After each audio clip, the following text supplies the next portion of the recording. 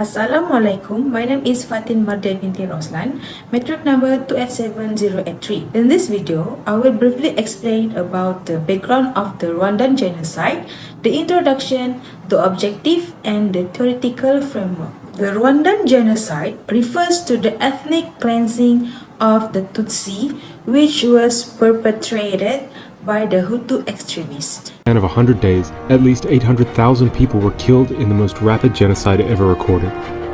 During this period, 6 people were murdered every minute. Dead bodies were piled up on roadsides. The violent campaign sparked due to the aggrieved of Hutu in the political participation in the government. Tutsi are one of the 3 ethnicities in Rwanda, and the elites, as well as the ones who dominate in the political power. Hutus, who make up about 85% of the population, and the Tutsis, who are a minority but have long dominated the country. Before European colonizers arrived in the late 19th century, the Tutsis were mostly aristocratic cattle herders. The Rwandan genocide is the 100 days of mass murder and mass sexual violence. The political privileges granted to the Tutsi minority due to the colonial-mad political division, where during that era, Tutsi were being part of the monarchy, which in the government. Hutu were just the ordinary farmers. Even after the independence of Rwanda, Rwanda was still under the Tutsi government. Therefore, it has led to the distress of the Hutu and they started to revolt. There was the beginning of the civil war in Rwanda before the 1994 massacre. However, the civil war was settled through the formal peace accord called the Arusha Peace Agreement. President Juvenal Habyarimana and the RPF. But the agreement failed to stop the violence, as many on both sides disagreed with it. The events of April 6, 1994 were the final nail in the coffin. President Habyarimana, a Hutu, was killed when his plane... On the night of 6th of April 1994, a plane carrying President Habyarimana and his Burundian counterpart Cyprien Ntaryamira, both Hutus, was shot down, killing everyone on board. Due to the shutdown, the Tutsi were being accused of the tragedy and they were blamed for the political problems. For that reason, it sparked a deadly response from the Hutu against the Tutsi. So how did the war end? Briefly, Rwanda has been controlled by the Rwandese Patriotic Front or RPF, but it was backed by the Uganda forces. The RPF has gradually seized the majority of Rwanda's territory. Most of the Hutu civilians and who were convicted in the genocide fled to the neighboring countries. Lastly, by the end of the tragedy, total of murdered was at 100,000 people by the time the Tutsi-led Rwandese Patriotic Front gained control of the country through a military offensive in early July. RPF, backed by Uganda's army, gradually seized more territory until 4th of July, when its forces marched into the capital Kigali. Theoretical framework that's suitable for this topic is capitalism and concept of the class struggle. In the capitalism theory, class struggle is one of the criticisms that been argued in the theory. Class struggle exists due to the domination in the economics by those particular party who got more sources and privileges or called as capitalists. So there were inequality in terms of political opportunities, economics between both of these two parties due to the political split according to ethnic identity. Then, by looking into the genocide in Rwanda, it was happened due to the underprivilege against the Hutu in the political power and economics, but Tutsi are otherwise. As a result, the Hutu started to revolt to respond towards the unfairness as they believe they also deserve in the political opportunities. They can fill the social gap between them and Tutsi. According to Buchem 2014, therefore, it has caused the inequality in the wealth and income distribution, where it leads to the poverty to those groups who were left out. Later, these classifications became instrumental in identifying and killing Tutsis during the genocide. The Belgians favored Tutsis and considered them to be closer to Europeans and superior to the Hutus, guaranteeing them better jobs and educational opportunities. This discrimination gradually led to resentment among the Hutus, culminating in a series of riots. In conclusion, when we see into the Rwandan genocide, one reason of the tragedy was due to the political unfairness towards the Hutu. But it is not the only reason that led to dissatisfactions of the community. There are also including to their rights to get access in educations, jobs, and wealth distribution. That's all from me. Thank you.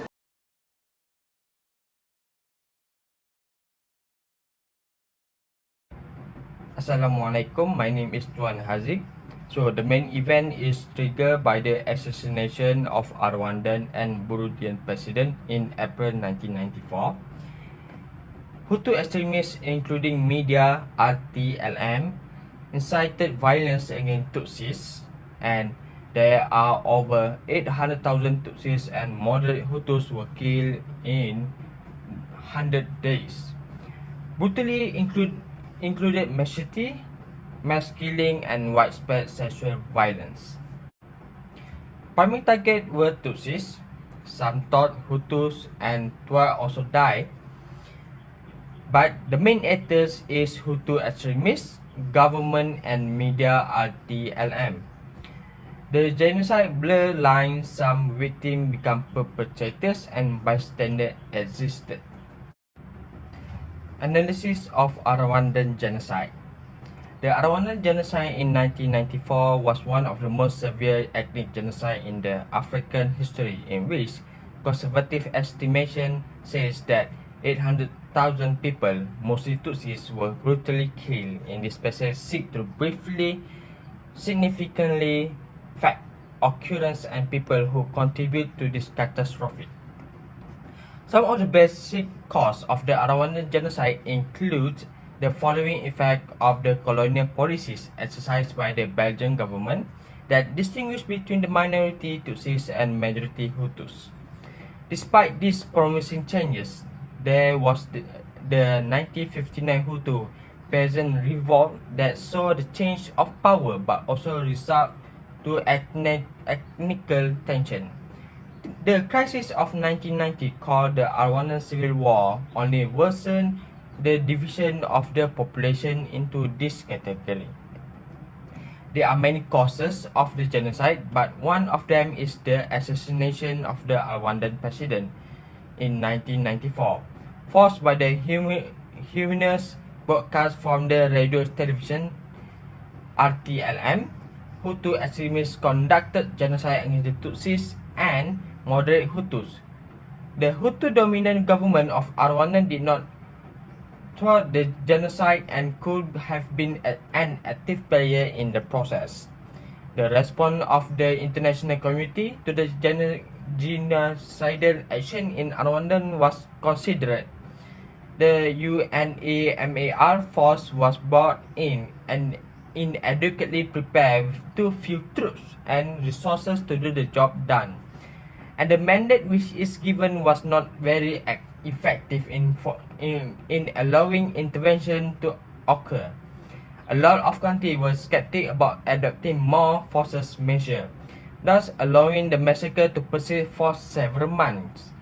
The Rwandan genocide, ethnic hatred, colonial influence and political disorder, thereby pointing to the tragic result of such vices. It also emphasized that the need for a strong cooperative with international community to avoid similar acts. Incredibly, comprehending the activities which lead to Rwandan genocide is significant in a bid to guarantee that the incident does not repeat. My name is Hasmi binti Jama and my matric number is 286101. So next, we will see what is the role, ethnicity and identity politics in Rwanda genocide. There is a long history of tension between the Tutsi and Hutu ethnic groups in Rwanda, even though they share a language, traditions and live side by side. At the time, Rwanda was ruled by a monarchy of Tutsi, one of the three ethnic groups comprising the population. Tutsi and the even smaller Twa communities were minority groups, while Hutu composed the majority. During the colonial period, the Belgian authorities favored the Tutsi and gave them various advantages over the Hutu. They also divided the group by requiring all Rwandans to carry identity cards that classified them by ethnicity. The seeds of this conflict were planted a century earlier, first when German and later Belgian colonizers arrived in the country. The Hutu revolutions in 1959, supported by the Belgian, caused many Tutsi to flee Rwanda. The Belgian colonial administration, favoring the Tutsi minority over the Hutu majority, sowed the seeds of hatred and ethnic conflict. When Rwanda gained independence in 1962, the power dynamic changed dramatically as the Hutu took control of the government, reversing colonial favoritism towards the Tutsi. Many Hutu and Tutsi civilians were on good terms, but colonial powers encouraged political division. First, we can see the rise of Habyarimana and the consolidations of Hutu power. In 1973, Juvenal Habyarimana, a Hutu, came to power through a military coup, ousting the then leader, Grigore Kayibanda, another Hutu who had failed to maintain stability in Rwanda. Habyarimana's regime entrenched Hutu dominance in politics and systematically marginalized the Tutsi population. The government enforced discriminatory policies that excluded Tutsi from significant roles in the public sector, education, and the military, further exacerbating ethnic divisions and deepening societal inequalities. Next, we can see the spread of the Hutu power ideology. The concept of Hutu power emerged in the early 1990s as a radical and exclusive ideology aimed at uniting the Hutu majority against the perceived threat of Tutsi dominance. Driven by extremists in President Juvenal Habyarimana's ruling party, the National Republican Movement for Democracy and Development, or known as MRND, and allied groups such as the Coalitions for the Defense of the Republic, CDR, the movement capitalized on historical grievances, presenting the Tutsi not only as a political opponent but as an essential threat to Hutu survival. By distorting Rwandan history to emphasize periods of Tutsi control and alleged oppressions of Hutu, Hutu power ideology seeks to mobilize Hutu against a common enemy, fostering unity and deepening ethnic divisions. Extremists spread this ideology through state-controlled media, public speeches, and extensive local propaganda. ariko uko wageragaho ukumva eriteremo niyo yashyushyaga cyane ko yari imaze kugera mu gihugu cyose none isigaye ishyushya inyenzi zisha abantu inyenzi ziduhanuriye umubyeyi ku buryo icyo gihe babonaga noneho bukeye bwaho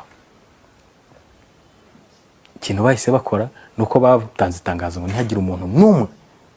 This relentless campaign of dehumanizations and fear effectively prepared the Hutu populations to support, or at least not oppose, the genocide. Thus, the ideology of Hutu power played an important role in uniting Hutus under an extremist agenda, facilitating the organizations and executions of mass violence against Tutsi and moderate Hutus who opposed this radical vision. Next, we will see on how the media become a tool of manipulations in Rwanda genocide. The Rwandan government, alongside extremist lies, exploited the media, notably using the radio to propagate the ideology of Hutu power and incite genocide. Radio Television Libertas Mille Colonies, known as RTLM, founded by Hutu extremists, played a central role by dehumanizing Tutsi as cockroaches and framing them as a threat to Hutus. 19 juin 1994, et il est 16h22 à Kigali, dans le glacier de l'SLM, a mis à tous les BNB qui nous écoutent, oui, à tous les BNB qui nous écoutent, le Rwanda appartient à ceux qui le défendent vraiment. Et vous, les BNB, vous n'êtes pas des Rwandais. Through hate speech and false accusations, RTLM normalized violence, making mass killing appear necessary and patriotic.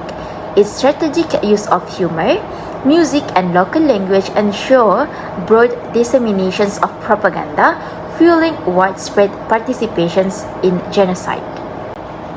Last but not least, the executions of genocide in Rwanda was happened. Political manipulation reached its peak with the assassinations of President Habyarimana on 6 April 1994. His death was the catalyst for the genocide, with Hutu extremists immediately blaming the Tutsi and using the incident as a pretext to launch a coordinated campaign of mass murder. The shooting down of a plane carrying the Hutu president of Rwanda, Juvenal Habyarimana, on the 6th of April 1994 may have sparked the genocide, but devious forces had been at play for years before this. As early as 1990, huge amounts of machetes, razor blades, saws, and scissors were imported into the country and then distributed around the country under the shadowy guise of a civil defense network. Propaganda and existing political policies ensure a swift and brutal response, with military and ordinary Hutu mobilized to participate in the killings. His death would change the continent forever, leading to a genocide, causing the first Great African War that involved 9 African countries and around 25 armed groups that left 2.5 million people dead and millions displaced. In short, the political manipulations of ethnic identity by Hutu leaders and extremists was central to the Rwandan genocide.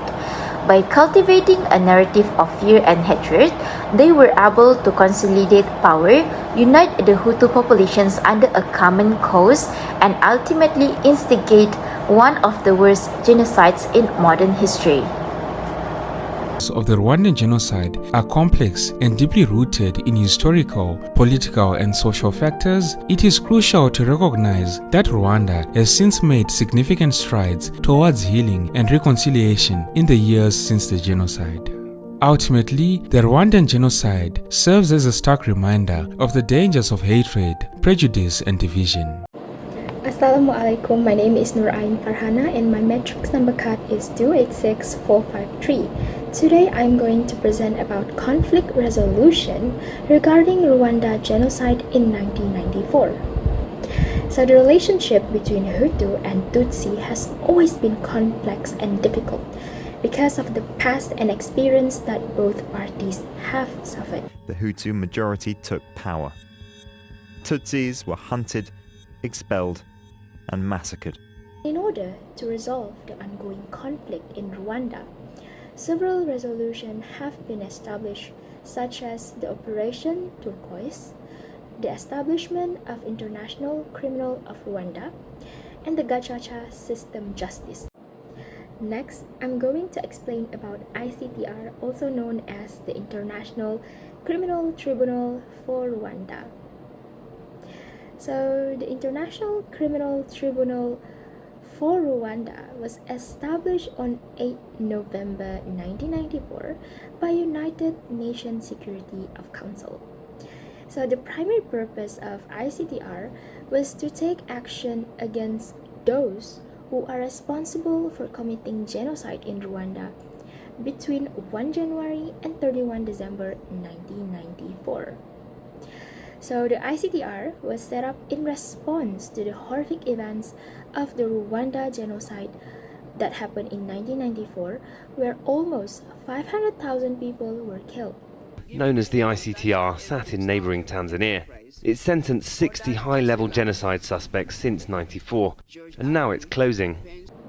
In this case, the ICTR has established important legal precedents in international criminal law, such as recognizing rape as an act of genocide.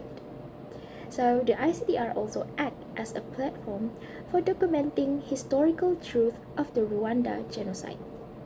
The recording includes witness testimonies and also evidence. So this is also shows how ICTR acts as a medium that preserves the memory of the genocide that happened and ensure that all the truth has been documented. One example cases that was solved under this tribunal is the execution of Rwanda former mayor Jean Paul. So the ICTR also acts as a platform for documenting historical truth of the Rwanda genocide. Next, I'm going to explain about the Operation of Turquoise. Operation Turquoise in Rwanda is one of example of international response. Due to the ongoing genocide incident in Rwanda, the United Nations Security of Council have authorized France to lead the humanitarian missions in the region in 1994. After 2 months of massacres on the 22nd of June 1994, France was given a mandate by the UN to launch a peacekeeping mission. This was the beginning of Operation Turquoise.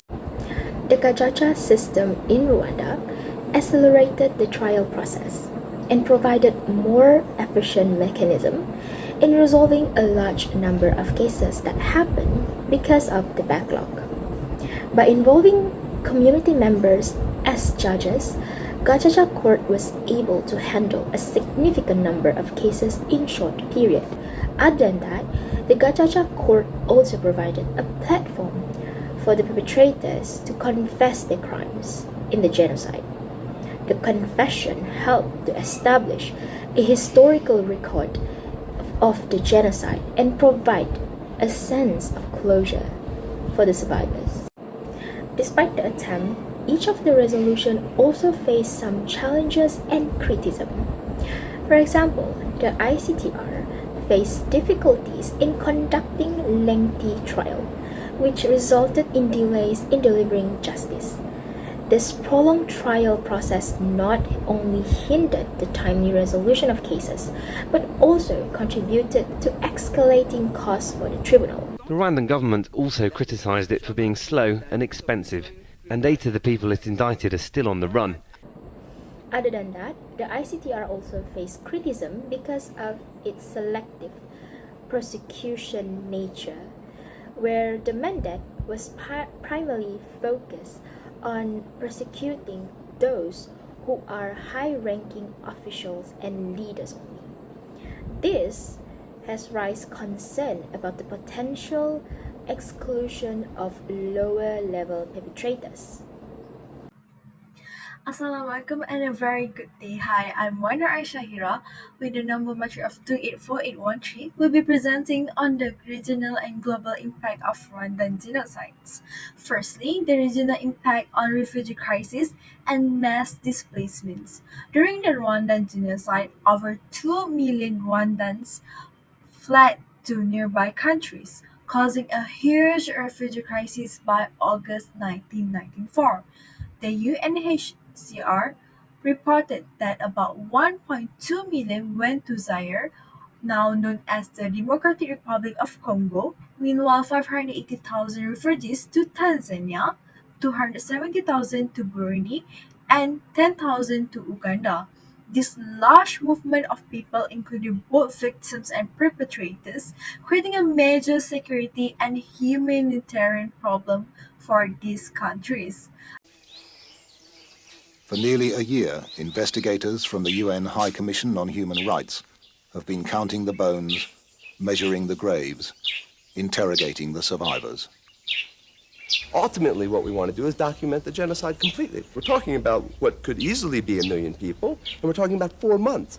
And you don't have gas chambers, do you? You don't have trains to drive those guys in there. You got people going out with handheld weapons, the majority, and killing with their biceps, if you like. Before the genocide, there were already many refugees in the regions, including Tutsis who fled in 1959, internally displaced Rwandans, and Hutus from Burundi.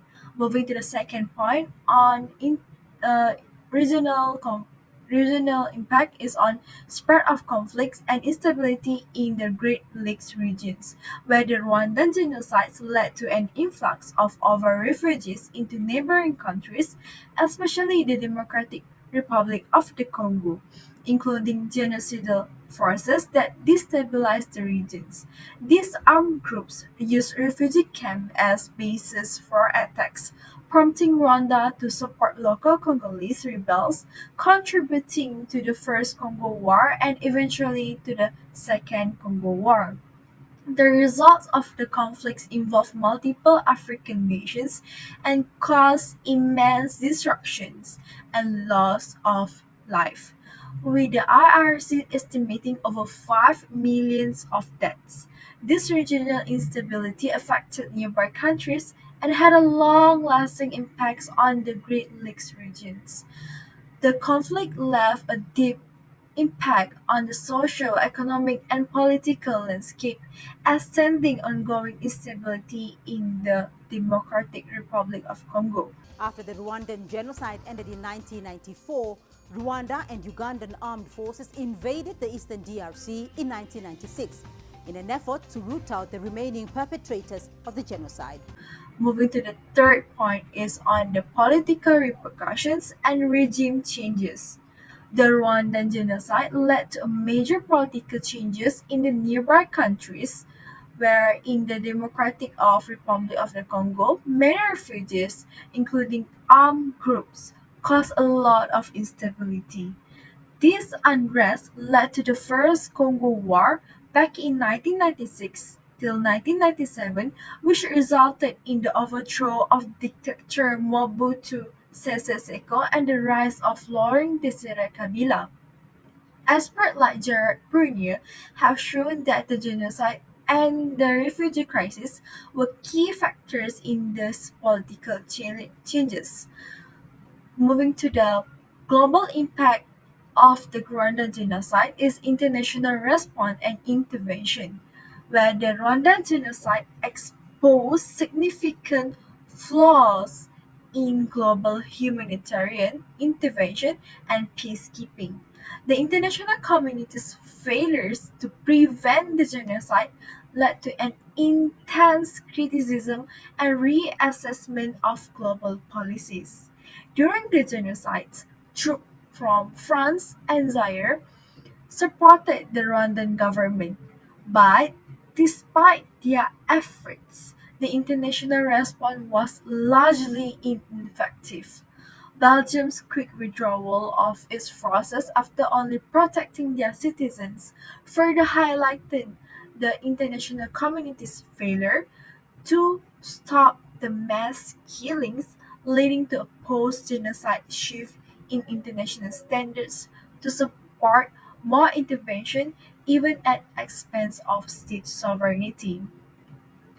Moving to the second point of the global impacts on development of international justice, where the scale of the Rwandan genocide made it very hard for the country's legal system to handle, especially since many judges and lawyers were killed.